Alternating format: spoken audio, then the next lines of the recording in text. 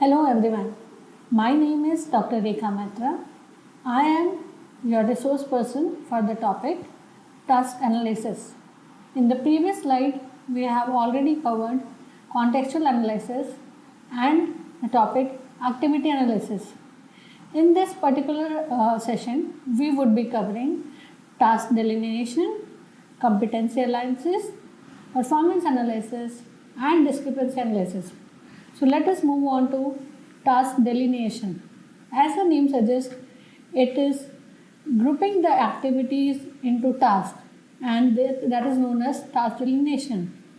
It involves the subjective decision making and should be undertaken only by people who know and understand their job properly. There is no set rule regarding the number of tasks to be delineated, that how it has to be delineated to the people. They should not be so few in number so that one cannot review them and form a clear job picture. There should not be so many differences among the activities that are not readily apparent, or maybe you can call it is not visible, and their number becomes cumbersome for performance appraisal and other purposes. Continuing with this topic, the task should be balanced in terms of the number of activities that each comprises of.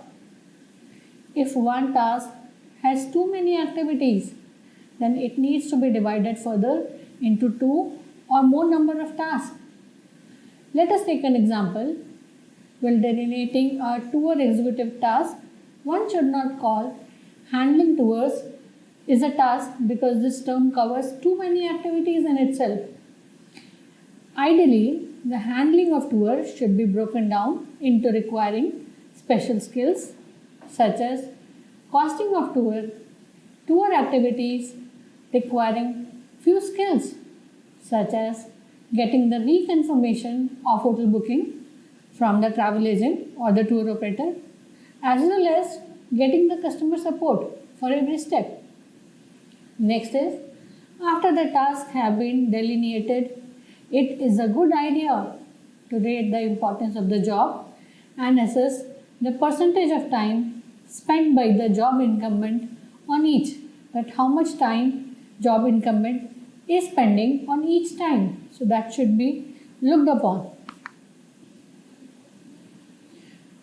Ideally, a job incumbent needs different types and different competencies to perform the job task properly. Competency analysis helps to identify the necessary competencies for the task that have been delineated. Competencies can be further divided into 5 main types, and they are knowledge, skills, abilities, orientation, and experience. Out here, we would be understanding orientation in more detail because it is a general attitude which reflects the value of the job holder. For example, in case of a front office assistant in a hotel, respect for the guest may be deemed to be an essential orientation. In that case, the front office person must be made to understand their job properly, and they should understand that why do they need to respect the guest. Let us take an example of an orientation description for the position of district health officer. The situation says, with the increasing government emphasis on community participation and collaborative work in matters concerning the health, the district health manager needs to see the community and its various health agencies as resources. He or she needs to respect and be willing to use community traditions and customs that has a good health.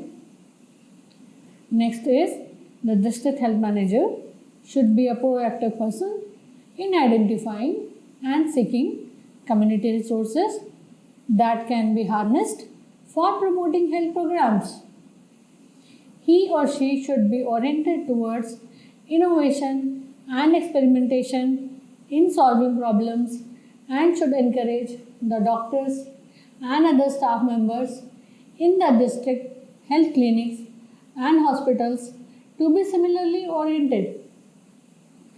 He or she needs to be dedicated in providing robust and creative leadership for subordinates, including the people, those who are on the panel of staff at the district health clinics as well as hospitals. Finally, the district health should learn and experiment in this position. Let us discuss the activity in detail. In activity, orientation description should be given for hotel industry job holders. Another process that may be completed in identifying the job incumbents, present level of each identified competency. Like what are the competencies which are required for performing a certain task. A 5-point scale is generally recommended for this purpose so that the person can be rated based upon the type of activity. The same group is assigned with the task of establishing the competencies with the possible exclusion of the job incumbent depending on his or her level of insight, which may take this assessment forward. Now let us discuss the difference between the activity, task and the job. So what is the difference? Activity is the smallest unit into which work can be divided. Also, it can be observed, often bound by the time period. Activity analysis is based on the information. There are 3 main contributions of information which are required for carrying out the activity analysis. Furthermore, there are several methods of collecting information from the contributors. The task is the distinct set of work activities carried out for a distinct purpose. Task analysis can help supervisors design training programs, performance appraisal, and planning process for the work. Task analysis can be defined as identifying the task of a particular job in a particular organizational context by analyzing any discrepancies which are uncovered in the process. Job is defined as the type of position which is created within an organization for recruiting a person. Now let us discuss the steps of analysis. The analysis can be said to have the following steps, which are contextual analysis, performance analysis, and discrepancy analysis. Task analysis can also be used as a supervisory tool to improve the functioning of the employees, as training modules can be designed keeping the various tasks in mind. Performance of the employees can be monitored and also work planning can be carried out keeping in mind the various tasks which are to be completed. Next is performance analysis. The primary purpose of performance analysis is to evaluate the impact of a job, how effective it is being done or has been done. This step consists of assessing how well the job incumbent has performed a task for which he or she is responsible. The effectiveness of a task can be measured in of its outcome or the result as well as in terms of its process or how it has to be performed. Data may be gathered indicating both kinds of effectiveness. For example, one can evaluate the task of taking customer orders concerning the number of orders which are taken, that is called the outcome, and the time spent on the task or the number of mistakes made in carrying out the process. Generally, task analysis blocks the human resource development. Reason being, the task itself is divided into different sections. Next is discrepancy analysis.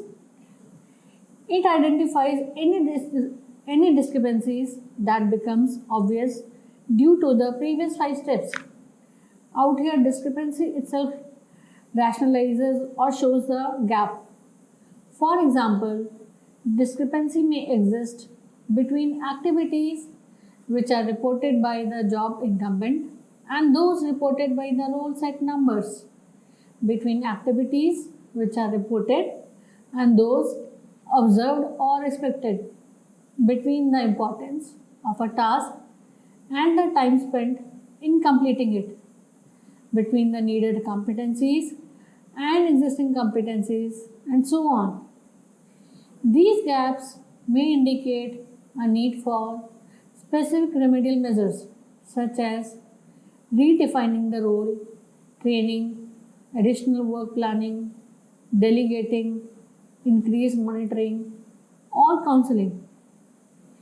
It is good to check periodically for discrepancies between the job definition as reflected in the delineated task and the actual job performance.